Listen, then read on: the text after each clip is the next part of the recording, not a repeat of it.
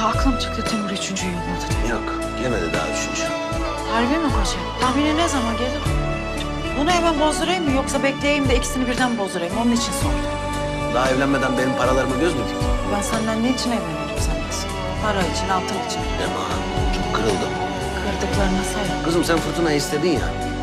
Ha benim paramı ne yapacaksın? Fazla mal göz çıkarmaz. Akıllı kadınsın mesela.